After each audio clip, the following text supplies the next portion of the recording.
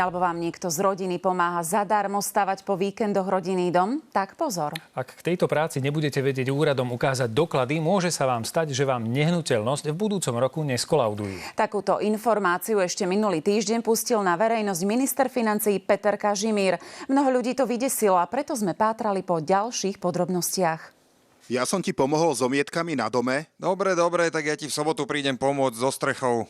Tak tomuto bude asi onedlho koniec. Zabudnite na kamarátsku výpomoc bez faktúry. Ministerstvo dopravy v súčasnosti pracuje na novom stavebnom zákone, ktorý vláda prerokuje do konca septembra tohto roka. V rámci širokej odbornej diskusie komunikujeme aj s ministerstvom financií. Podmienkou do budúcna kolaudovania nehnuteľnosti by malo byť aj predloženie relevantných dokladov o pôvode materiálu a práce, ktoré boli na danej stavbe odvedené. Rovnako sa úrady zamerajú aj na materiál, ktorý ste použili, a to kvôli únikom na daniach. Budeme sledovať o to, kde sa tie tehly nakúpili a či sa za tieto tehly odviedla daň z pridanej hodnoty. Týka sa to všetkého materiálu stavebného. Na severovýchode Slovenska to funguje takto. Ak máte v rodine šikovného brata alebo švagra, jednoducho jeho služby pri stavbe domu využijete. Prešli sme niekoľko miest, kde sa stavia vo veľkom a medzi robotníkmi sme našli iba rodinu. Aj švagor, aj brat, aj synovec.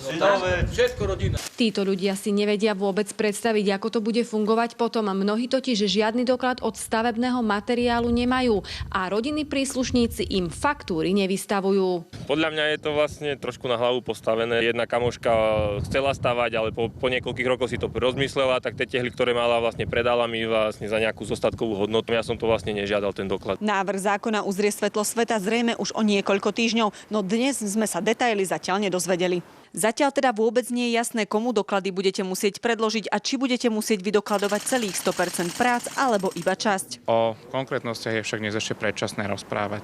Sme pripravení diskutovať o všetkých rozumných návrhoch, ktoré vylepšia súčasný stav. Maja Pavlíková a Petra Dyšková, televízia JOJ. Šok a hrôza to